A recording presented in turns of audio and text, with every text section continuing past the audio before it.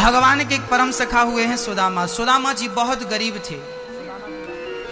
सुदामा जी बहुत गरीब थे, पर उन्होंने कभी भगवान से शिकायत नहीं की कि हमारे पास ये नहीं है, हमारे पास वो नहीं है, हमें ये चाहिए, हमें वो चाहिए। कभी शिकायत नहीं। गरीबी में अपना जीवन गुजार रहे थे सुदामा जी। भगवान का चिंतन नित्य करते थे, भगवान को याद रोज करते थे। घर पे चूल्हा जले या ना जले, बस भगवान को याद करना सुदामा जी नहीं भूलते थे।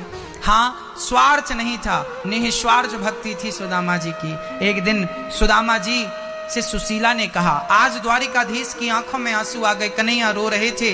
रुक्मणी ने कहा, प्रभु आपको क्या हुआ, आपकी आंखों में आंसू? कहने लगे, क्या बताऊं रुक्मणी, मुझे अपने सुदामा की बड़ी याद आ रही है।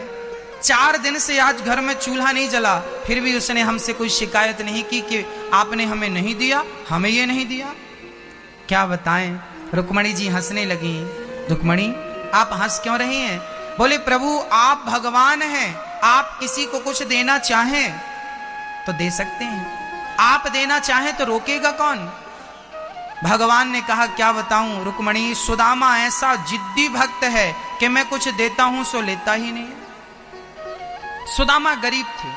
अच्छा, सुदामा गरीब क्यों थे? कहा जाता है कि सुदामा जब उज्जैन पढ़ने गए थे, उज्जैन में ही कृष्ण से उनकी मित्रता हो गई थी। कि एक बार जब गुरु के घर पर सुदामा और कृष्ण थे, तब वहां पर सांदीपनी जी के यहाँ एक बूढ़ी माँ उज्जैन महाकाल मंदिर में भीख मांगती थी। एक बूढ़ी माँ, आज दिन भर में उसे भीख में एक मुट्ठी चने उससे मिले थे। वो चने पोटरी में बांधकर बूढ़ी माँ घर लाई, सोची कल खाऊंगी, आज नहीं खाती।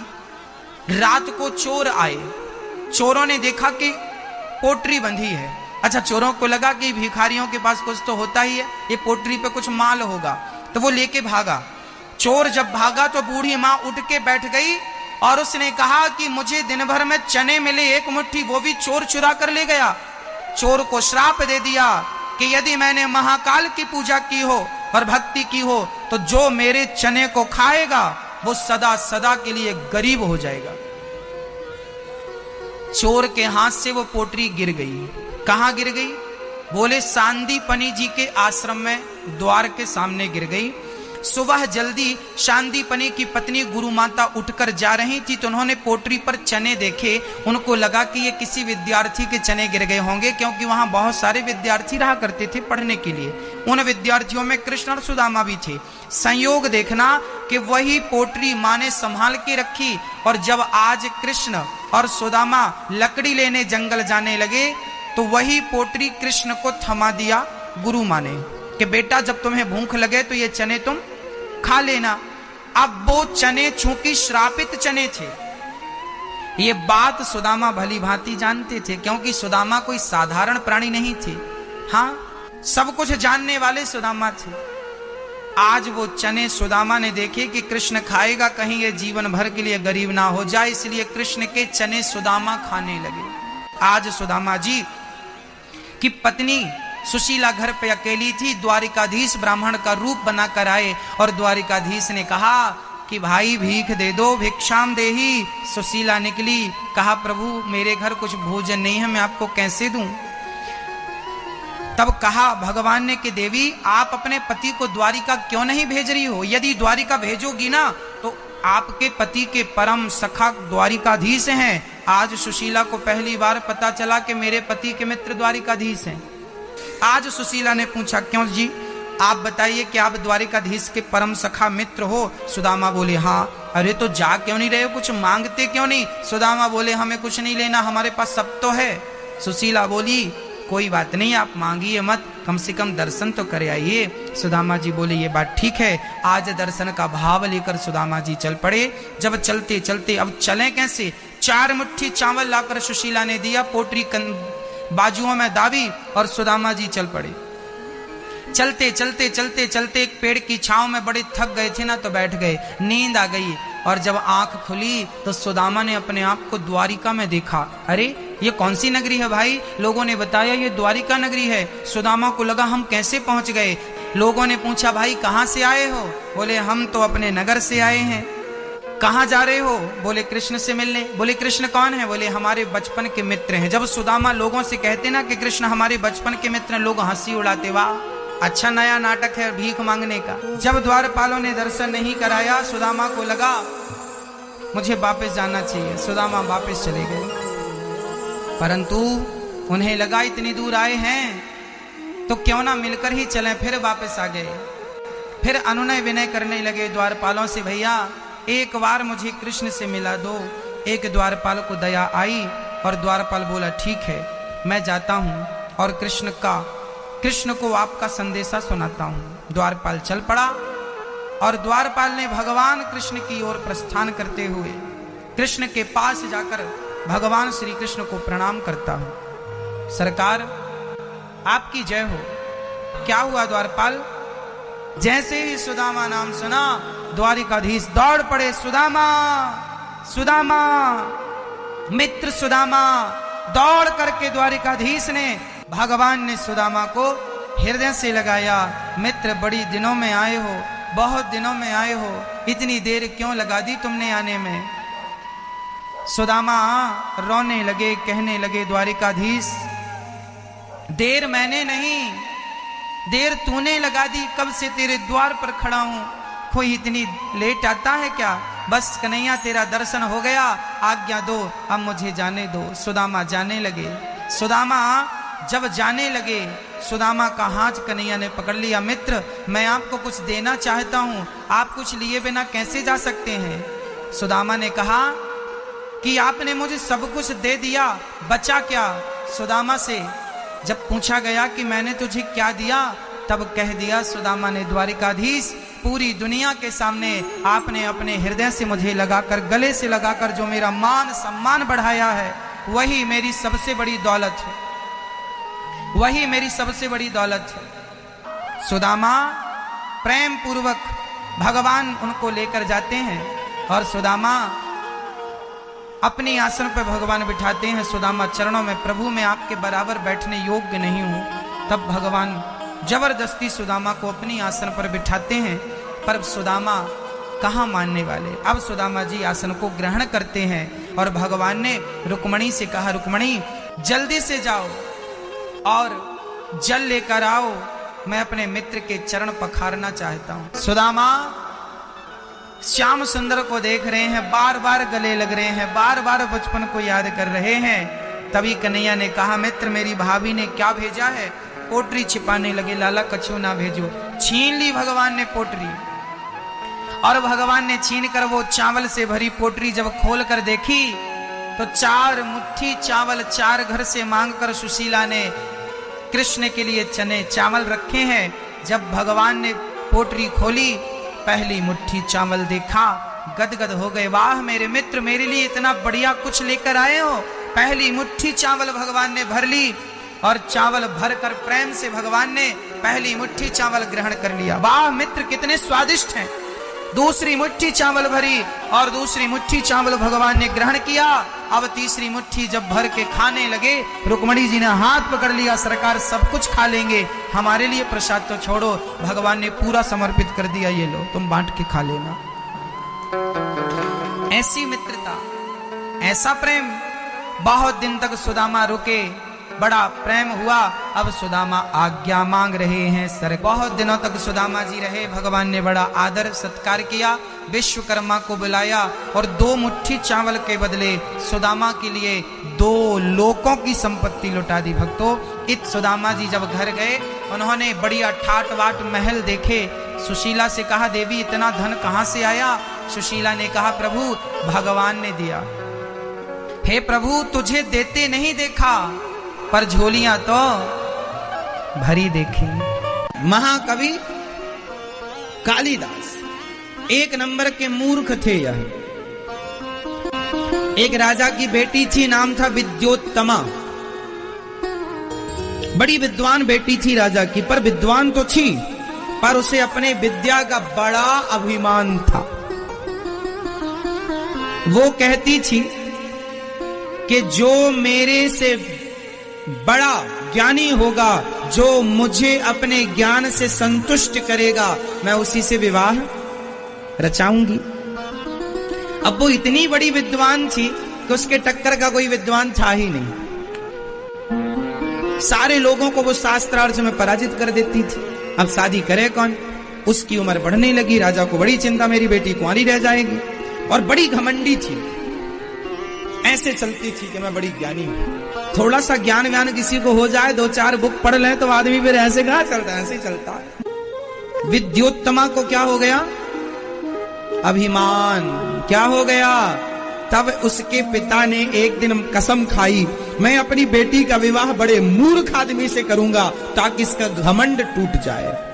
अब पिता ने सैनिकों से कहा, जाओ जो सबसे मूर्ख आदमी है उसे पकड़ कर लाओ।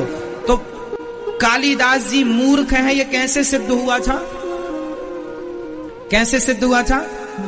यह जिस पेड़ पर चढ़कर जिस डाल पर खड़े थे उसी डाल को काट रहे थे। तो किसी सैनिक ने पूछा, भाई क्या कर रहे हो? बोले लकड़ियां काट रहा हूं। क्यों काट रहे हो? अरे भाई लकड़ियां काट रहा हूं। तो तुम जिस डाल पर खड़े हो उसी को काट रहे हो। बोले तो लकड़ी काटूंगा तब तो ले जाऊंगा। अरे बोले तुम गिर जाओगे। उसने कहा तुम हो मूर्ख, लकड़ी कटेगी तो लकड़ी गिरेगी, हम क्यों गिरेंगे? हम तो कट नहीं रहे भाई, हम कटेंगे तो हम गिरेंगे, कट तो लकड़ी रही है। अब सैनिकों ने समझ लिया कि ये बहुत बड़ा मूर्ख है, पकड़ के ले आए। महाराज ये मूर्ख आदमी है, अपनी बेटी का विवाह इससे करो। लेकिन बेटी के संग जबरदस्ती कैसे करे? उसकी भी तो राजी मर्जी हो। तो कालिदास के पास कुछ विद्वान लोग बैठ गए और कालिदास से कहा, सुनो अभी तुम्हारे सामने एक लड़की आएगी, कोई सवाल पूछेगी, तुम कुछ बोलना मत, इशारे से जवाब देना। वो जो जो कहे वह समझी उंगलियां उठाते चलना, ऐसे ऐसे, बाकी व्याख्या हम करते चलेंगे। कालिदास जी पहुंचे सभा में, ऊंचे आसन पर विद्योत्तमा बैठी थी। कालिदास जी जब आए तो वहां के विद्वान लोगों ने कहा, ये बड़े विद्वान हैं, शास्त्रार्थ कर लो। यदि तुम हार गई विद्योत्तमा तो तुम्हें इनसे विवाह करना पड़ेगा। हाँ हाँ कर लेंगी। कालिदास जी की आसन लगाई गई और कालिदास जी तो बिल्कुल एक नंबर के मूर्ख, पर कह दिया था बोलना मत, क्योंकि बोलेगा तो मूर्खता खुलेगी। अब बैठे हैं एक तरफ कालिदास जी, एक तरफ विद्योत्तमा। अब विद्योत्तमा ने, अब वहां के संतों ने कहा कि ये साइलेंट बात करेंगे, मतलब बात नहीं होगी मुंह से, इशारों में आप पूछिए। इतने बड़े विद्वान हैं कि बोलते कुछ नहीं है। ये बोल के नहीं समझाएंगे, ये इशारों से समझाएंगे। तो विद्योत्तमा बोली, तैयार हूं मैं साइलेंट बात करूंगी, मतलब बिना बोले बात करूंगी और समझाऊंगी और समझूंगी। ठीक है। विद्योत्तमा ने कहा,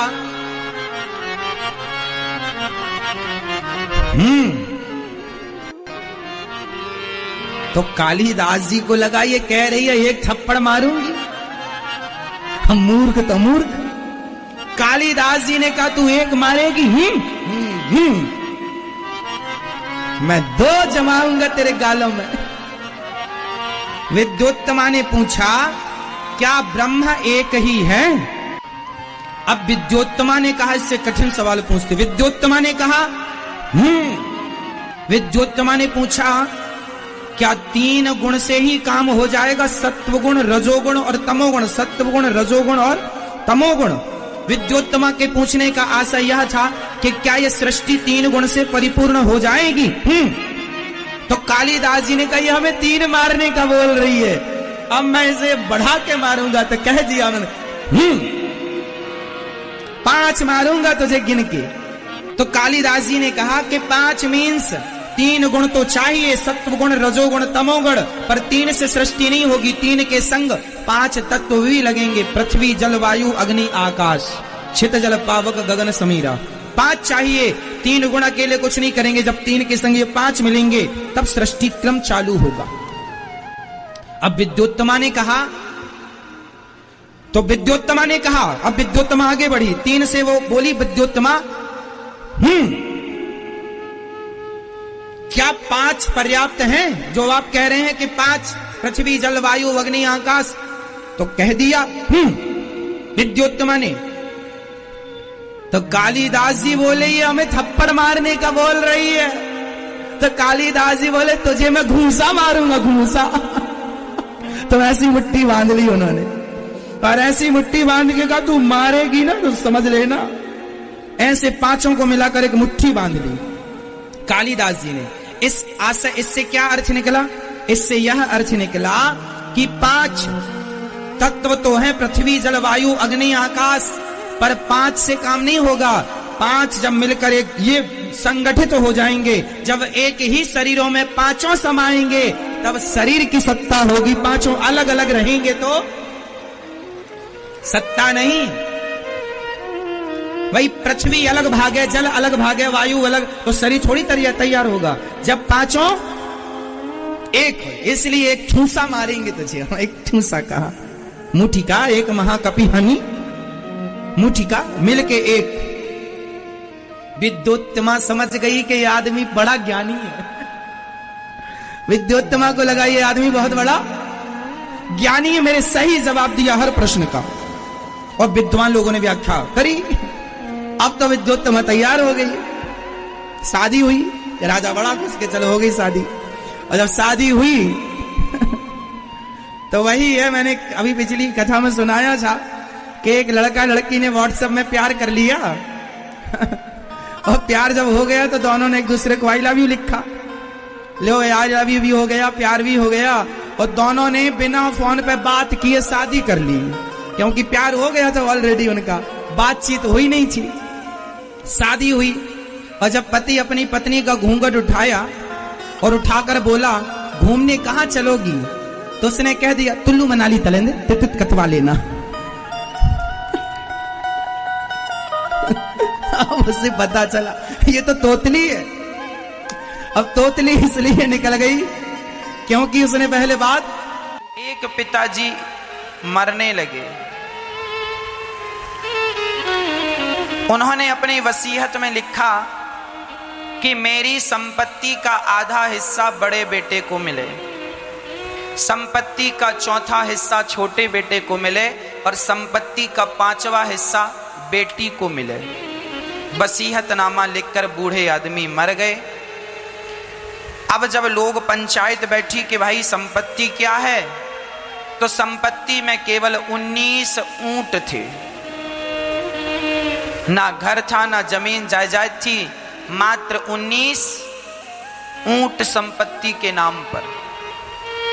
अब 3 लोगों में बंटने हैं 19 ऊंट। बांटो कैसे बटेंगे?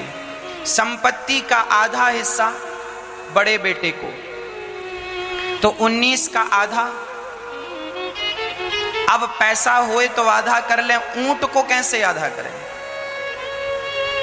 ऊंट है, अब ऊंट को 19 से आधा करना है तो क्या संभव है? अब बंटवारा रुक गया, कैसे करें? अब संपत्ति का आधा, अब किसी ने कहा एक काम करो, एक ऊंट बेच दो तो 18 रह जाएंगे, तो 18 का आधा हो जाएगा, 9 दूनी 18।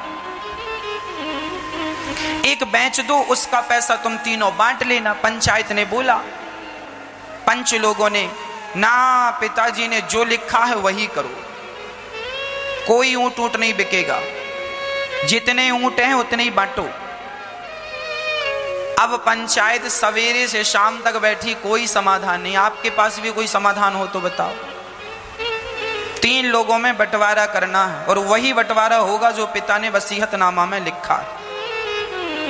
ना तो तुम ऊंट को काट सकते हो, ना बेच सकते हो, बंटवारा करना।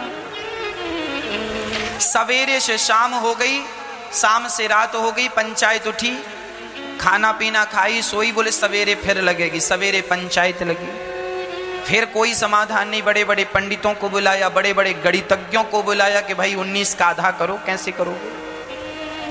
नहीं हुआ किसी से 19 का आधा। ऊंट अंक में तो 1.5 करके हो जाएगा, पर तभी वहां से एक बुद्धिमान व्यक्ति गुजरा, उसके पास भी एक ऊंट था।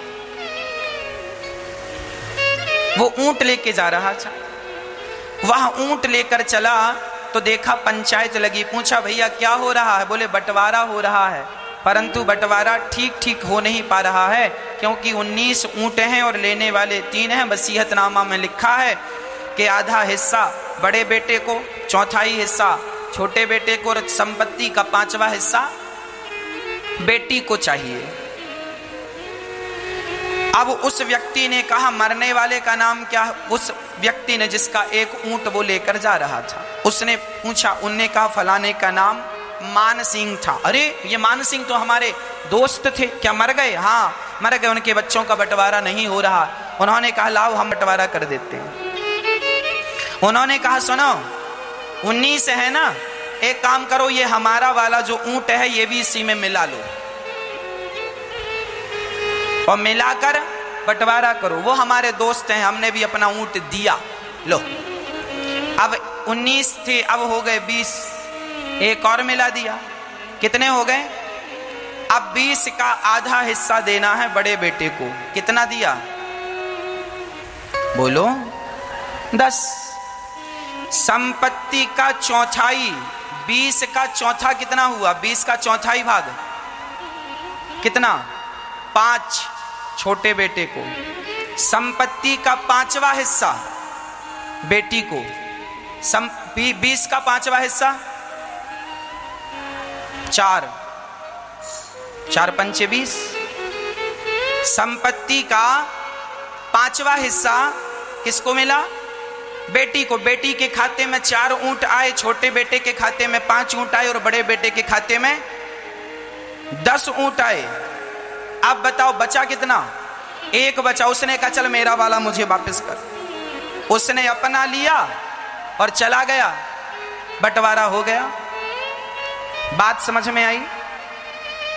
वह एक जो था वह किसी के हिस्से में नहीं गया, वह बटा नहीं, वह बटा नहीं। पर यह भी सत्य है कि उसके बिना बंटवारा हुआ नहीं। वह एक जो था, एक ऊंट, उसके बिना बंटवारा नहीं हुआ और वह स्वयं बटा नहीं। वह एक जो है ना, वह एक ही श्री कृष्ण है।